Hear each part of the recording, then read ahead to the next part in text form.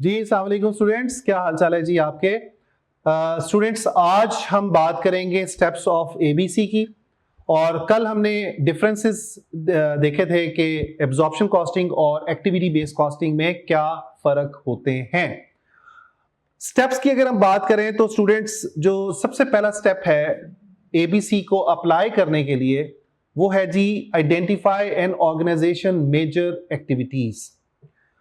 Organisations major activities से क्या मुराद है कि सबसे पहले स्टूडेंट्स हम ये देखेंगे कि हमारे बिजनेस में एक्टिविटीज कौन कौन सी हो रही हैं। उसके बाद स्टेप नंबर 2 के अंदर हम देखते हैं कि जी उन एक्टिविटीज से रिलेटेड वो कौन से फैक्टर्स हैं। सॉरी जी जो सेकंड स्टेप है इसके अंदर हम देखते हैं identify the factors which determine the size of the cost of an activity or cause the cost of an activity known as cost driver। अब स्टूडेंट कॉस्ट ड्राइवर से क्या मुराद है। कॉस्ट ड्राइवर कॉज फैक्टर्स होते हैं जिसकी वजह से हमारी कॉस्ट लग रही होती है। ऐसे कॉज फैक्टर्स, ऐसे लेवल ऑफ एक्टिविटीज जिसकी वजह से हमारी कॉस्ट लगती है, उन फैक्टर्स को बोलते हैं कॉस्ट ड्राइवर। जैसे फॉर एग्जाम्पल कि आप बिजनेस में एक एक्टिविटी कर रहे हैं सेटअप की। आपने सेटअप किया, जब आपने अपनी मशीन को सेटअप किया तो उससे रिलेटेड आपकी जो कॉस्ट लगी, तो ये जो आपका फैक्टर है जिसकी वजह से कॉस्ट लग रही है, नंबर ऑफ सेटअप्स, ये कहलाता है कॉस्ट ड्राइवर। तीसरा काम, जो तीसरा स्टेप है उसके अंदर हम क्या करते हैं, हम collect the costs associated with the each cost driver into what are known as cost pool। हम क्या करते हैं कि जो कॉस्ट हमारी लग रही होती हैं उस ड्राइवर की वजह से उसको इकट्ठा करते हैं, उसको एक पूल में डालते हैं और वो पूल कहलाता है कॉस्ट पूल। तो कॉस्ट पूल को अगर हम डिफाइन करें तो it is an item of expense या आइटम ऑफ एक्सपेंडिचर। तो कॉस्ट पूल के अंदर हमने सारे खर्चे जो उस डिफरेंट एक्टिविटी से रिलेटेड हैं उसको हमने एक जगह पे इकट्ठा कर दिया, उसको बोलते हैं कॉस्ट पूल। यानी कि सिमिलर कॉस्ट जो भी लग रही होंगी उसको हम एक जगह पे इकट्ठा कर देंगे तो वो कहलाएगा कॉस्ट पूल। चौथा स्टेप के अंदर स्टूडेंट्स जो तीसरा स्टेप है उसके अंदर वो कह रहा है collect the cost associated with each cost driver into what are known as cost pool. अब स्टेप नंबर 3 के अंदर हम एक और चीज जो है एक टेबल डिस्कस करते हैं और इस टेबल के अंदर हम समझते हैं कि क्या कॉस्ट पूल होगा और उसका कॉस्ट ड्राइवर क्या होगा। ये जो स्टेप है ये सिमिलर स्टेप है एज लाइक एब्जॉर्प्शन कॉस्टिंग। और एब्जॉर्प्शन कॉस्टिंग में आपको याद होगा हमने एक स्टेप पढ़ा था हमने पढ़ा था अपोर्शनमेंट का स्टेप। और उस अपोर्शनमेंट में हमने ये सीखा था कि फॉर एग्जांपल अगर इलेक्ट्रिसिटी है तो उसको हम किस पे बेस करके डिस्ट्रीब्यूट करते थे या चार्ज करते थे, किलोवाट आवर्स के ऊपर। इसी तरह कैंटीन कॉस्ट जो थी वो नंबर ऑफ इंप्लॉइज के ऊपर हम चार्ज करते थे। तो यहां पे भी कॉस्ट पूल है और कॉस्ट ड्राइवर है। कॉस्ट पूल मींस कि खर्चा, यानी कि हमारा जैसे कि प्रोडक्शन स्केड्यूलिंग कॉस्ट है, यानी कि अगर आप किसी मशीनरी को स्केड्यूल कर रहे हैं प्रोडक्शन के लिए और वो उसके ऊपर अगर आपका जो भी खर्चा होगा उसका एप्रोप्रिएट कॉस्ट ड्राइवर क्या होगा, नंबर ऑफ सेटअप्स। तो ये आपको याद रखना पड़ेगा। कई दफा क्वेश्चन में आपको वो नहीं बताता कि इसका कॉस्ट ड्राइवर क्या है इस कॉस्ट पूल का, तो आपको खुद आइडेंटिफाई करना पड़ेगा। कुछ क्वेश्चंस में आपको वो बताता है, ठीक है। उसके बाद मशीनिंग कॉस्ट जो है स्टूडेंट्स, इसके लिए हम ड्राइवर यूज करेंगे मशीन आवर्स का। डिस्पैचिंग कॉस्ट होती है अपने ऑर्डर को डिस्पैच करने की कॉस्ट। अगर आप अपने कस्टमर्स के लिए ऑर्डर डिस्पैच करेंगे, जितने भी डिस्पैचेस करेंगे, जो भी उस पर खर्चा आएगा, कॉस्ट लगेगी, उसको हम डिस्ट्रीब्यूट करेंगे on the number of dispatches. Inspection cost, number of inspections. Ordering cost, number of orders. And setup cost जो है उसके लिए कॉस्ट ड्राइवर क्या होगा, नंबर ऑफ सेटअप्स। कल हमने एक और भी बात की थी जो मैंने आपको बताया था कि एब्जॉर्प्शन कॉस्टिंग में हम सिर्फ एक सिंगल रेट कैलकुलेट करते थे। यहां पे स्टूडेंट्स हमने हर कॉस्ट पूल के लिए अलग-अलग रेट कैलकुलेट करना है। कहने का मतलब ये है कि प्रोडक्शन स्केड्यूलिंग कॉस्ट के लिए ऐसे अलग से रेट निकलेगा, मशीनिंग कॉस्ट के लिए अलग रेट निकालेंगे, इसके बाद डिस्पैचिंग के लिए अलग निकालेंगे और इंस्पेक्शन और ऑर्डरिंग कॉस्ट के लिए अलग से रेट कैलकुलेट करेंगे। चूंकि ये वो एक्टिविटीज हैं जिसकी वजह से हमारे खर्चे लग रहे हैं या खर्चे हो रहे हैं। जैसे डिस्पैचिंग, आप जितनी ज्यादा डिस्पैचिंग करेंगे आपकी आपकी डिस्पैचिंग कॉस्ट भी चेंज होगी। अगर आप जितने नंबर ऑफ ऑर्डर ज्यादा देंगे आपके क्या होगा जी, ऑर्डरिंग कॉस्ट भी चेंज होगी। तो यहां पे एक्टिविटी बेस्ड कॉस्टिंग जो है वो मैच कर रही होती है कॉस्ट को उसकी एक्टिविटीज के साथ, और ये देख रही होती है कि वो कौन से फैक्टर्स हैं, वो कौन से कॉज फैक्टर्स हैं जिसकी वजह से हमारी कॉस्ट लग रही है। और कल को एक्टिविटी बेस्ड कॉस्टिंग अगर इस ड्राइवर्स को कंट्रोल कर लेती है, इनको कम कर लेती है, तो इसका मतलब है जो प्रोडक्शन स्केड्यूलिंग कॉस्ट है वो भी हमारी कम होगी। बहुत इंपॉर्टेंट चीज है, इसलिए कि कल को अगर आपको एग्जामिनर पूछता है कि भाई ये बताओ कि कॉस्ट को कैसे कंट्रोल किया जा सकता है, सो आप ये बता सकते हैं कि भाई ये अगर हम ये एक्टिविटीज को या कॉस्ट ड्राइवर को कंट्रोल कर लें तो हमारी कॉस्ट भी कम लगेगी। इसके साथ साथ जो एक्टिविटी बेस्ड कॉस्टिंग है स्टूडेंट्स, वो ये देख रही होती है कि किस वजह से क्या हुआ, यानी कि ये पूरी आपको एक किस्म की स्टोरी बताती है कि इस वजह से ये कॉस्ट लगी है, और अगर इस फैक्टर को आप कर लें कंट्रोल तो हमारी ओवरऑल कॉस्ट भी कम हो जाएगी। देन स्टेप नंबर 4 पे आते हैं। स्टेप नंबर 4 में हम अब चूंकि हमने कॉस्ट पूल भी आइडेंटिफाई कर लिया, कॉस्ट ड्राइवर भी आइडेंटिफाई कर लिए, अब हम आते हैं रेट की तरफ। हम रेट कैलकुलेट करेंगे। हम देखेंगे कि हर एक्टिविटी, हर कॉस्ट पूल के लिए अलग रेट क्या निकलेगा, और उसके लिए हम फॉर्मूला लगाएंगे total cost pool divide by cost driver. Step 5 जो है ये उसी तरह का स्टेप है जैसे हम सीख के आए हैं एब्जॉर्प्शन कॉस्टिंग में। यहां पे हम इस स्टेप को बोलते हैं एब्जॉर्प्शन स्टेज या एब्जॉर्प्शन ऑफ ओवरहेड्स। एब्जॉर्ब करेंगे अपनी ओवरहेड की कॉस्ट को प्रोडक्ट की कॉस्ट में, इसको बोलते हैं एब्जॉर्प्शन स्टेज या usage of the activity stage. यहां पे आपको एक्टिविटी बेस्ड कॉस्टिंग क्या बता रही है? एक्टिविटी बेस्ड कॉस्टिंग बताती है कि आप अपनी प्रोडक्ट की कॉस्ट को कैसे असाइन करेंगे ओवरहेड्स को। How much overheads you will charge to each of your product. ठीक है जी, जैसे कि इलेक्ट्रिसिटी की कॉस्ट अगर आपको याद हो एब्जॉर्प्शन कॉस्टिंग में, तो हम उसको यूनिट्स के ऊपर चार्ज करते थे कि जितने यूनिट्स हम कंज्यूम करेंगे उसको हम मल्टीप्लाई करते थे रेट के साथ। जैसे actual activity multiply by OAR, आपको याद होगा हम करते रहे हैं एब्जॉर्प्शन कॉस्टिंग में। यहां पे हम क्या करेंगे, यहां पे हम मल्टीप्लाई करेंगे एक्टिविटी को रेट के साथ, ABC रेट के साथ। जब हम मल्टीप्लाई करेंगे तो we will get the overhead absorbed.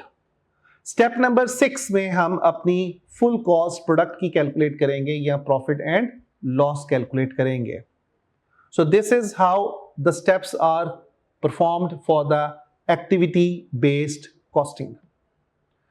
Next step में स्टूडेंट्स हम चूंकि जो आखिरी स्टेप है स्टेप नंबर 6, अब इसके लिए हम एक टेबल देखते हैं जिसके अंदर आपकी डिफरेंट प्रोडक्ट की कॉस्ट को कैलकुलेट किया जाता है। कैसे कैलकुलेट करेंगे? जैसे हमारे पास एग्जाम्पल के तौर पे 3 प्रोडक्ट्स हैं, A है, B है और C है। A प्रोडक्ट को बनाने में मटेरियल कॉस्ट हमारी यहां पे हम कैलकुलेट करेंगे और उसको लिखेंगे। B की मटेरियल कॉस्ट कैलकुलेट होगी, C की मटेरियल कॉस्ट कैलकुलेट होगी। उसके बाद लेबर कॉस्ट को कैलकुलेट किया जाएगा, एक्सपेंसेस को कैलकुलेट किया जाएगा, तो हमारे पास प्राइम कॉस्ट निकलेगी। प्राइम कॉस्ट के बाद निकालने के बाद हम कैलकुलेट करेंगे ओवरहेड्स एब्जॉर्ब्ड या एलोकेटेड ओवरहेड्स। यहां पे हम अपने ओवरहेड्स को एलोकेट करेंगे जो कि हमें वर्किंग से पता चलेगा, और वर्किंग के लिए हमें क्या करना पड़ेगा, रेट निकालना पड़ेगा, कॉस्ट पूल निकालना पड़ेगा, कॉस्ट ड्राइवर्स देखने पड़ेंगे। और जब हमारे पास टोटल कॉस्ट निकल आएगी डायरेक्ट और इनडायरेक्ट सारी कॉस्ट को ऐड करने के बाद, then we will divide it by the number of units produced और हमारे पास कॉस्ट पर यूनिट कैलकुलेट होगी, जिसको हम बोलेंगे फुल कॉस्ट पर यूनिट। तो ये सारे स्टेप्स जो हैं हम एग्जाम्पल 1 जो आगे आने वाली एग्जाम्पल है उसमें करके देखेंगे। तो एग्जाम्पल 1 पे जाते हैं जी। एग्जाम्पल 1 में वो कहता है a company manufactures 2 products PK and the GK. दो प्रोडक्ट्स हैं कंपनी की, प्रोडक्ट पीके और product GK. Monthly data relating to the production and sales are as follows. आपका महीने का जो डेटा दिया हुआ है प्रोडक्ट पीके का और जीके का वो ये है। डायरेक्ट मटेरियल कॉस्ट आपकी लगेगी $30 per unit and 40 for the GK. Labour cost पर लेबर आवर्स पर यूनिट दिए हुए, यानी कि घंटे बताए हुए कि एक यूनिट को बनाने में कितने घंटे लगेंगे। 1 घंटा लगता है पीके का और 2 घंटे लगते हैं जीके के लिए। Direct labour hours, direct labour cost per unit आपको ऑलरेडी पर यूनिट कैलकुलेट करके दी है, that is 40 and 80। Sales demand आपको दी है 200 एंड 1900 यूनिट्स। उसके बाद production overheads are $400,000 each month. हर महीने के आपके ओवरहेड्स $4 लाख के हैं and are absorbed on the direct labour hour basis. आप उनको किस बेसिस पे चार्ज कर रहे हैं? लेबर आवर्स की बेस पे चार्ज कर रहे हैं। The OAR is $100 पर labour our under the traditional absorption costing. आपको उसने रेट कैलकुलेट करके दे दिया हुआ है जी। तो स्टूडेंट्स यहां तक हमने OAR ओवरहेड एब्जॉर्प्शन रेट जो है under the traditional absorption costing वो कह रहा है कि $100 पर घंटे के हिसाब से हम रेट हमने कैलकुलेट किया हुआ है। The management of the company wants to switch to the ABC system. Company चाह रही है कि absorption costing से ABC की तरफ मूव किया जाए। The management accountant has gathered the following information. क्या क्या इंफॉर्मेशन मिल रही है जी मैनेजमेंट को? सबसे पहले तो वो कहता है कि जी activity cost pool. Activity cost pool यानी कि आपको टाइप ऑफ एक्सपेंस बताया हुआ है, कैटेगरी बताई हुई है, जैसे कि सेटअप कॉस्ट है, मशीन रनिंग है, ऑर्डरिंग है, क्वालिटी कंट्रोल है और इंजीनियरिंग की कॉस्ट है। टोटल कॉस्ट आपको बता दी गई है कि टोटल सेटअप की कॉस्ट लग रही है $40,000 की, मशीन रनिंग की कॉस्ट 160,000 की, 40,000 ऑर्डरिंग की, 40,000 क्वालिटी कंट्रोल की और इंजीनियरिंग की 120,000 लगती है। साथ ही उसने आपको कॉस्ट ड्राइवर भी बताए हुए हैं। कॉस्ट ड्राइवर वो आपको कह रहा है कि सेटअप के लिए नंबर ऑफ सेटअप्स हैं, मशीन रनिंग के लिए मशीन आवर्स हैं, ऑर्डरिंग के लिए नंबर ऑफ ऑर्डर्स हैं, क्वालिटी कंट्रोल के लिए नंबर ऑफ इंस्पेक्शंस हैं और इंजीनियरिंग के लिए इंजीनियरिंग आवर्स हैं। तो आपको ढूंढने की जरूरत नहीं है, आपको एग्जामिनर ने बता दिया है। आगे चल के वो कह रहा है प्रोडक्ट पीके के लिए और प्रोडक्ट जीके के लिए क्या एक्टिविटीज या क्या कॉस्ट ड्राइवर आपने लगाए, क्या ड्राइवर्स आपके लगे। जैसे नंबर ऑफ सेटअप्स, 2 सेटअप्स चाहिए आपको पीके के लिए और 6 सेटअप्स चाहिए आपको जीके के लिए। तो सबसे पहला काम ये होगा कि आप टोटल ड्राइवर भी देखेंगे कि टोटल कॉस्ट ड्राइवर कितने हैं, दोनों को मिला के दैट इज 8। फिर machine hours, total machine hours 200 आपके घंटे पीके को बनाने में लगते हैं, 3800 जीके के लिए, तो टोटल मिला के 4000। फिर नंबर ऑफ ऑर्डर्स 2 and 6 दोनों को मिला के 8, 2 and 8 टोटल मिला के 10 एंड 1000 and 1000 टोटल मिला के 2000। तो आपने टोटल भी निकाल लिया और इंडिविजुअल प्रोडक्ट के भी आपको ड्राइवर्स का पता चल गया। Required, calculate the cost per unit for the product PK and GK under ABC method and under the absorption costing. आपने दोनों तरीकों से अपने प्रोडक्ट की फुल कॉस्ट को कैलकुलेट करना है। ठीक है जी। तो अब हम इसको सॉल्व करेंगे इंशाल्लाह। एक्सेल पे देखते हैं कि कैसे ये सॉल्व होगा। अब हम इस क्वेश्चन को सॉल्व करते हैं जी। क्वेश्चन को हमने पहले पढ़ लिया है। यहां पे मैंने एक छोटा सा टेम्पलेट बनाया है। सबसे पहले cost per unit under the absorption costing, हमने इसकी हेडिंग दी जो कि हमारी पहली रिक्वायरमेंट थी। अगर आप देखें तो calculate the cost per unit for the product PK and the GK under the ABC and under absorption costing. तो हम इजी स्टार्ट ले रहे हैं। सबसे पहले हम यहाँ पे एक हेडिंग दे रहे हैं cost per unit under the absorption costing, and उसके बाद हमने एक टेबल बनाया छोटा सा, और उस टेबल के अंदर हमने 4 कॉलम्स जो हैं वो बनाए। पहला कॉलम में हम लिखेंगे टाइप ऑफ कॉस्ट, दूसरा कॉलम है जी वर्किंग का, यहाँ पे हम इसको वर्किंग का नाम दे देते हैं। फिर उसके बाद प्रोडक्ट पीके और प्रोडक्ट जीके। सबसे पहले स्टूडेंट्स हमने यहां पे कॉस्ट लिखनी है direct material cost. Direct material cost आपको क्वेश्चन में वो कह रहा है, जो पहली लाइन में आपको डेटा में दिया हुआ है 30 एंड 40। तो यहां पे हम लिखेंगे $30 और यहां पे लिखेंगे $40। ठीक है जी, ये कॉस्ट पर यूनिट निकल आई। उसके साथ साथ आप यहां पे देखेंगे फुल कॉस्ट की मैंने एक यहां पे लाइन लिखी है। फुल कॉस्ट का मतलब क्या है कि आपकी सारी कॉस्ट ऐड होके कितनी आती है, यानी कि डायरेक्ट और इनडायरेक्ट कॉस्ट मिला के कितनी फुल कॉस्ट बनती है, यहां पे ये कैलकुलेट हो रही है। उसके बाद हम स्टूडेंट्स डायरेक्ट लेबर कॉस्ट लिखेंगे per unit. Direct labour cost आपको क्वेश्चन में जो उसने बताई है वो बताई है जी 40 की और 80 की। सो 40 एंड 80 आपकी लेबर कॉस्ट हो गई।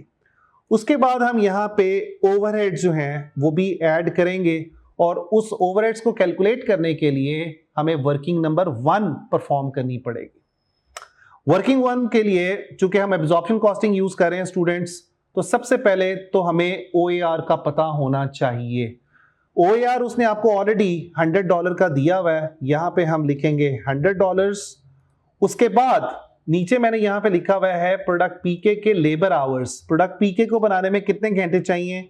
1 घंटा चाहिए और 2 घंटे चाहिए जीके को बनाने के लिए। आप यहां पे अगर देखें तो आपको डेटा में दिया हुआ है labour hours 1 hour and 2 hours.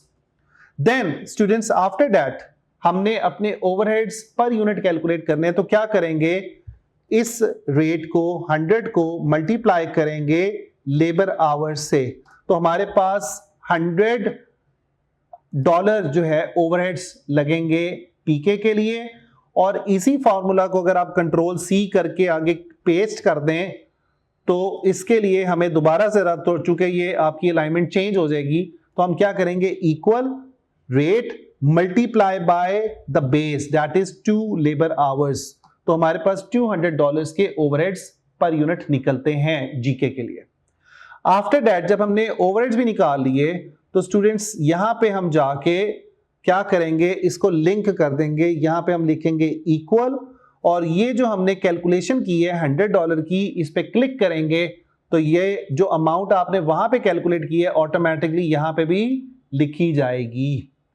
After that इसी तरह हम इक्वल का साइन डालेंगे और 200 पे क्लिक करेंगे तो यही अमाउंट वहां पे लिखी जाएगी। अब कल को क्या होगा, फॉर एग्जाम्पल अगर आप लेबर आवर्स चेंज करते हैं, यहां पे आप 1.5 आवर्स लिखेंगे तो देखिएगा क्या होता है, यहां पे आपके ओवरहेड्स की अमाउंट चेंज होगी और आपकी फुल कॉस्ट ऊपर वाले जो मेन फॉर्मेट है उसमें भी चेंज होगी। तो हम इसको कंट्रोल Z करके वापस ले आते हैं जो पहले हमारे पास आवर्स दिए हुए थे। तो ये जो कैलकुलेशन है ये हमने किसके लिए की, अंडर द एब्जॉर्प्शन कॉस्टिंग की। जो कर ली इसको मैं यहां पे हाईलाइट कर देता हूं जी, ये कैलकुलेशन हो गई। अब हम आते हैं under the activity based costing. Under the activity based costing students आपकी मटेरियल कॉस्ट और आपकी लेबर कॉस्ट सेम रहेगी, क्योंकि आपकी एबीसी और आपकी एब्जॉर्प्शन कॉस्टिंग तो ओवरहेड से डील करती है। तो यहां पे हम वही मटेरियल कॉस्ट को लिख लेंगे जो हमने ऊपर वाले फॉर्मेट में लिखी है $30, और लेबर कॉस्ट को भी हम लिख लेंगे जो हमारी ऊपर कैलकुलेट हुई है $40 की।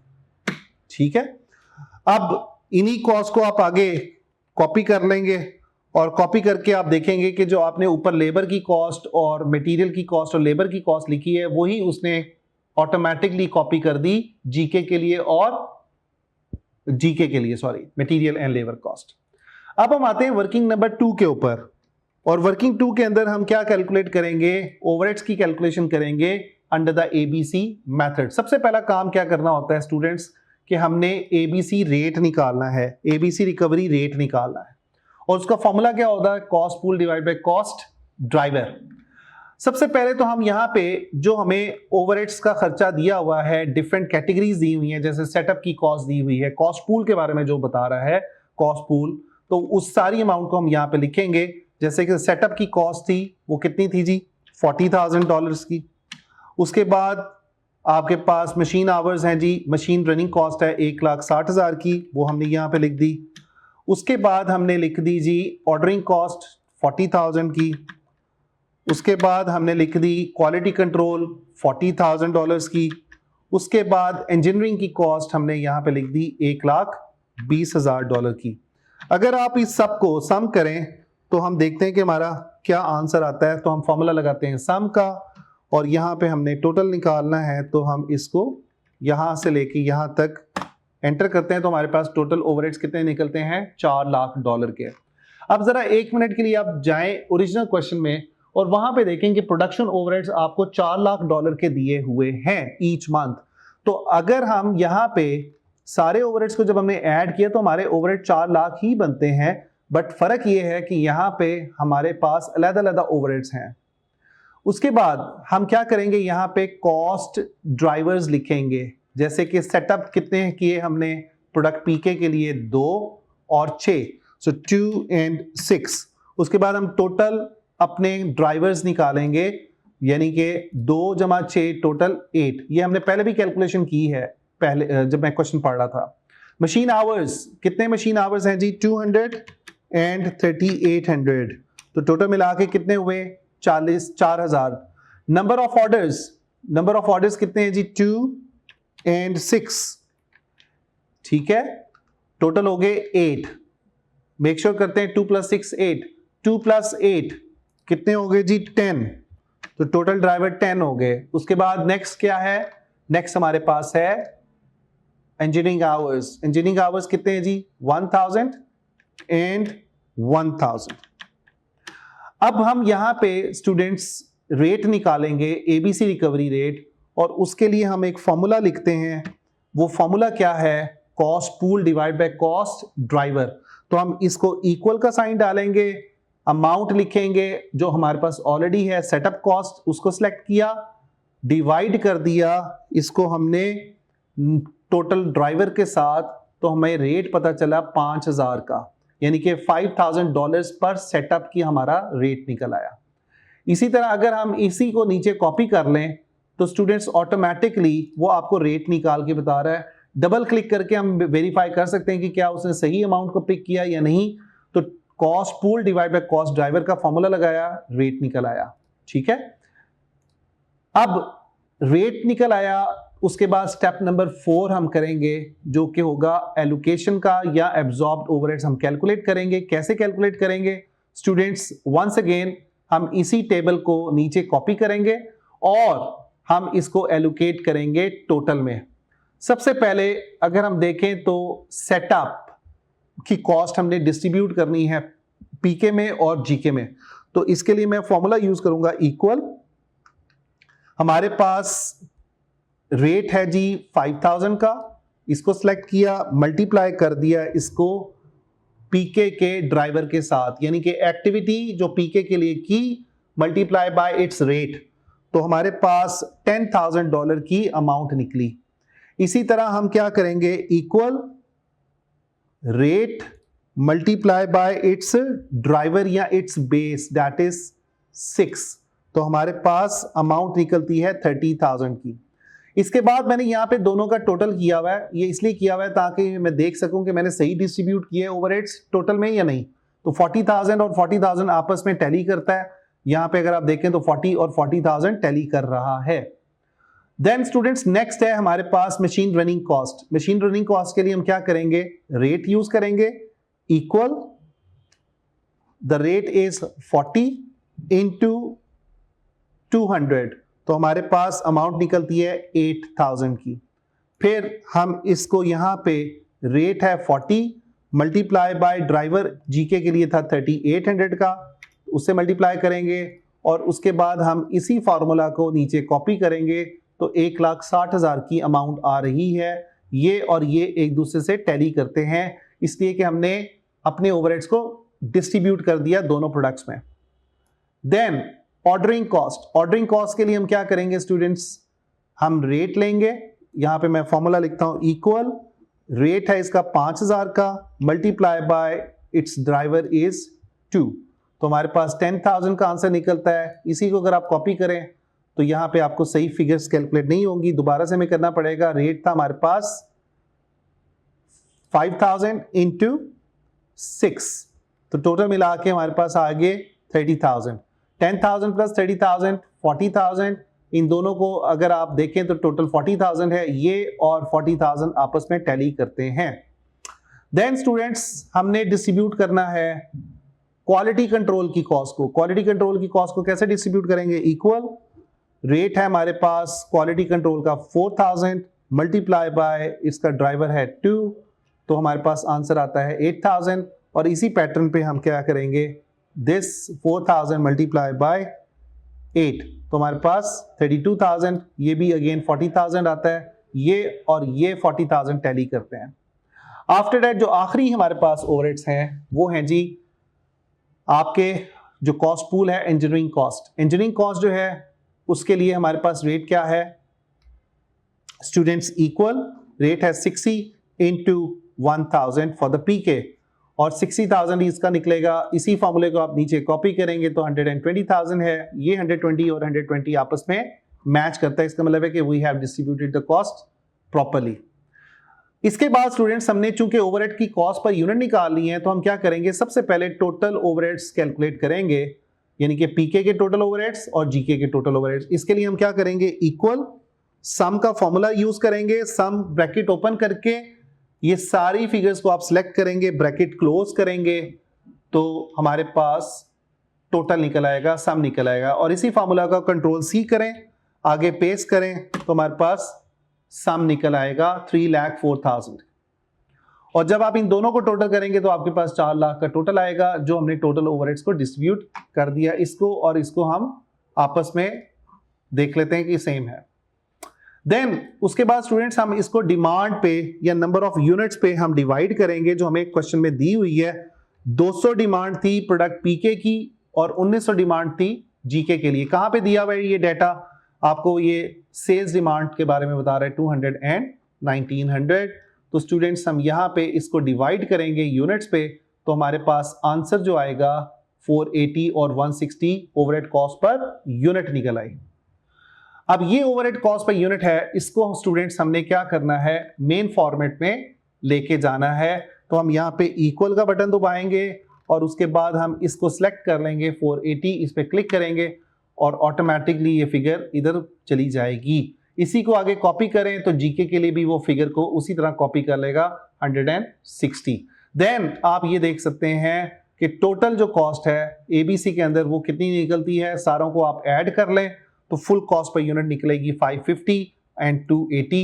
अगर आप गौर करें तो दोनों के अंदर वहां पे पीके की जो कॉस्ट थी वो 170 थी, यहाँ पे 550 है, और उधर 320 थी, यहाँ पे आपकी कॉस्ट है जी 280 की। तो ये फर्क है आपको जो नजर आया, ये फर्क है किस चीज का, एक्टिविटी बेस्ड कॉस्टिंग का और एब्जॉर्प्शन कॉस्टिंग का। तो यहाँ पे हमने एक एग्जांपल सॉल्व की है स्टूडेंट। इसके बाद आपके जो नोट्स हैं उसके अंदर एग्जांपल नंबर 2 भी दी हुई है। एग्जांपल नंबर 2 जो है ये मैंने सॉल्व की हुई है, आप इसको खुद ट्राई करेंगे एज एन असाइनमेंट के तौर पे। एंटिटी ब्लू कंपनीज, उसको आपने सॉल्व करना है, और इसके बाद आपने एग्जांपल नंबर 3 जो है नोट्स के अंदर जो आपको दी हुई है डबल प्लस और प्लस की, वो आपने सॉल्व करनी है। तो एक एग्जांपल मैंने करवाई है और बाकी 2 एग्जांपल आपने असाइनमेंट के तौर पे करके आनी है, और फिर कल मैं आपके साथ इंशाल्लाह इसका सॉल्यूशन डिस्कस करूंगा। Thank you very much.